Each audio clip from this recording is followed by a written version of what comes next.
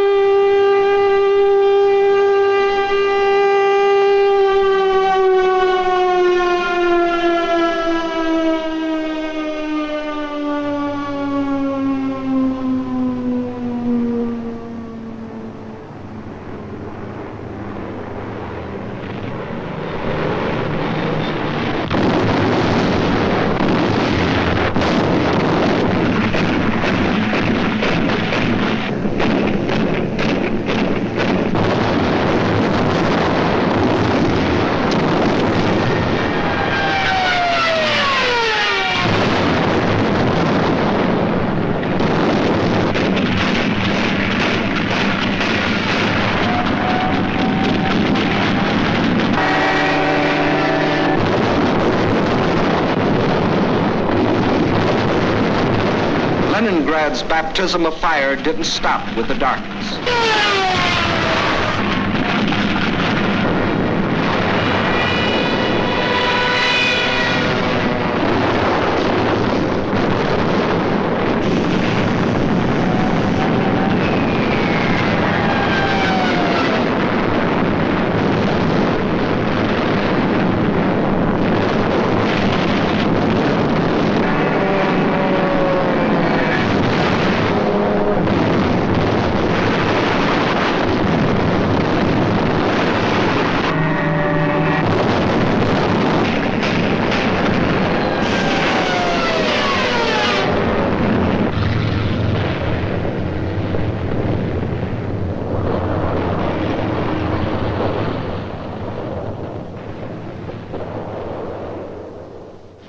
Finally, the morning comes, and the people of Leningrad dig themselves out from the ruins.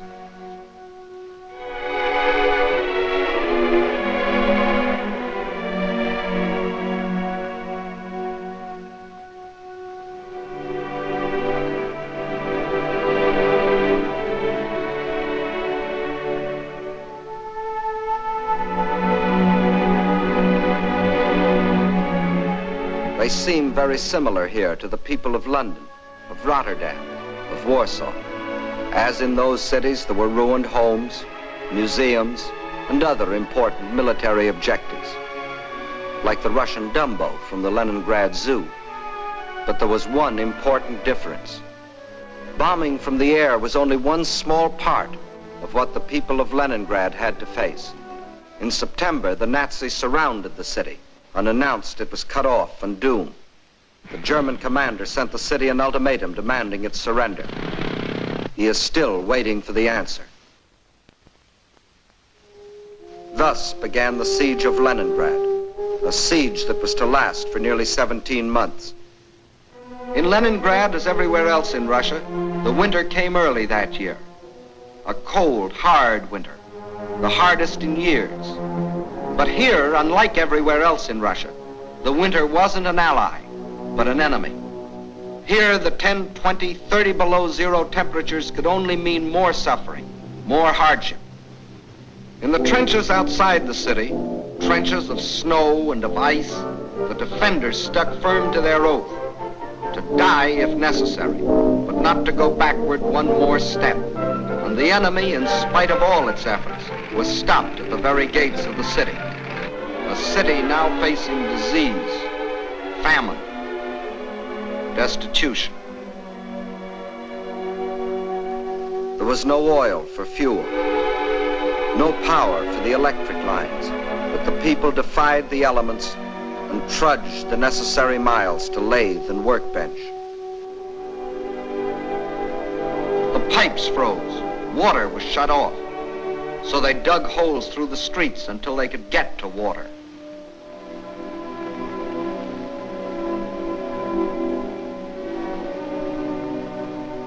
There was no food, and the whole city went on starvation ration. The factory worker got 8 ounces of bread a day.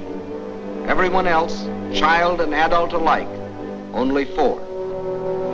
And to keep the dread enemy of disease from stalking the streets of their city, an army of women worked with shovels, worked with picks in those streets every day, clearing away the rubble, the refuse, the sources of contamination.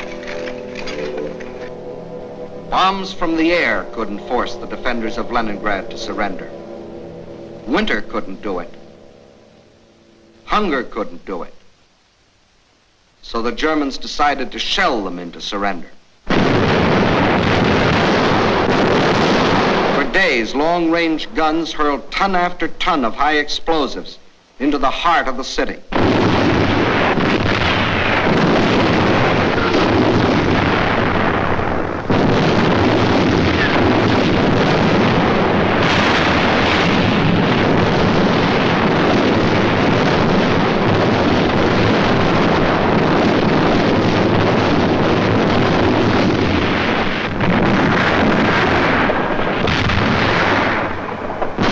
The more the people of Leningrad were shelled, the harder they worked.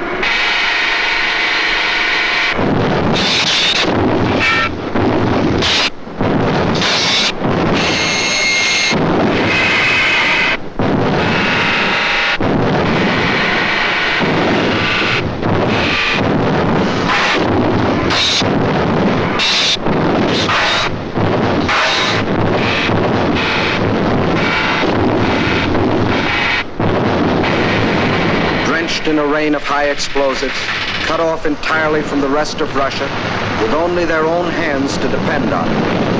Their determination never faltered. Every day, more people died of cold, disease, hunger. This was Leningrad in its darkest hour. And then a miracle happened. To the west of Leningrad is the Baltic Sea, and to the east and north is Lake Ladoga, 7,000 square miles of inland water. The Finns and the Germans occupied one border of the lake to about this point, and in the south the Germans controlled the lake to here. Between these 2 points was a stretch of lakefront still in Russian hands, but there was nearly 100 miles between this shore and the beleaguered city. 100 miles of what had been open water and was now snow-covered ice.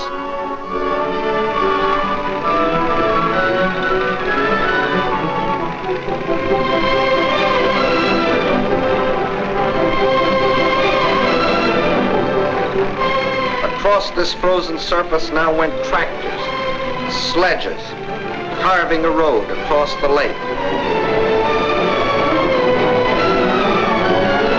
And soon across this highway, from the far side of the lake, poured a stream of trucks, bringing in food, oil, grain, fuel, truckload after truckload of fresh life for the people of the city. Too late, the Germans discovered that they had left one avenue of rescue open.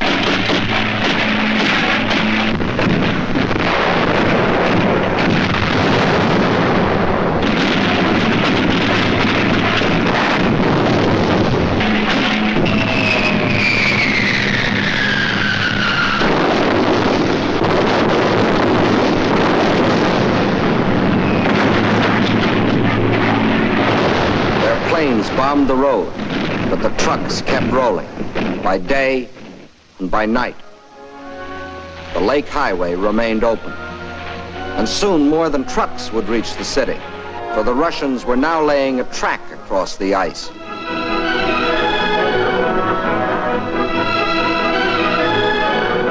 To the heroes of Leningrad, says the inscription on this locomotive as it starts its pioneer voyage. From the far shore of the lake, it brings food, medicine, supplies of all kinds. Across the lake and into Leningrad, this train is but the first of many. Trains that not only brought in supplies, but that could take out the wounded, the sick women, the half-frozen children. All those that needed better care. All winter long, the lake traffic continued. And all through that terrible winter, the men of the Red Army, outside the city, found the strength not only to defend, but to attack. Time after time, they hurled themselves against the invader, driving him inch by inch back from the city's outskirts.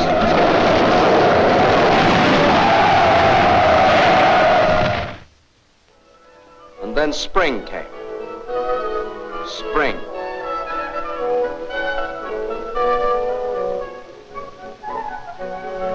Outside Leningrad, the snows begin to thaw, and German bodies are washed from their icebox graves, mute evidence of Russian tenacity.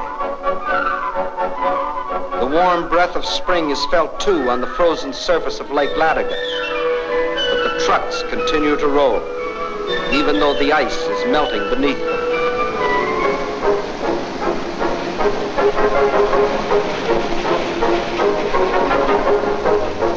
And spring, as it invariably does, comes to the city, too.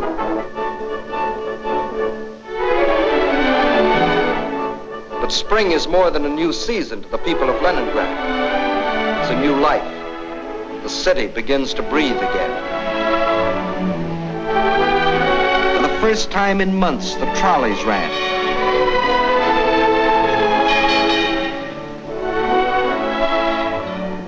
That first day, it seemed that every man and woman and child in the city had to go for a ride.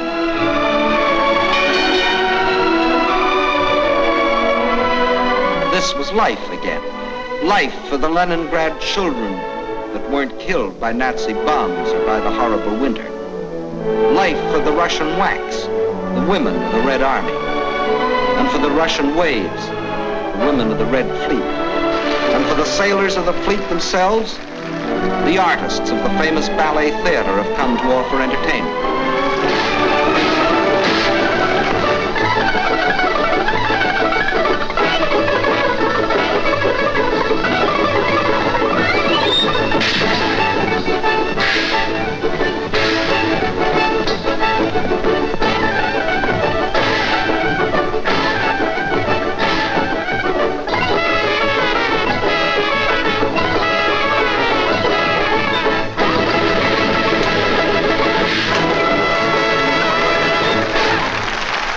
Spring is here.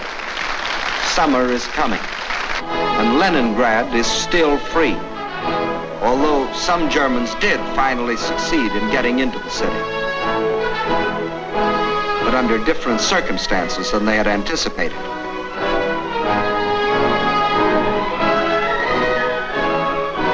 Yes, here too the legend of Nazi invincibility was shattered against the iron will and courage of a determined people. The citizens of Leningrad have proved that generals may win campaigns, but people win wars.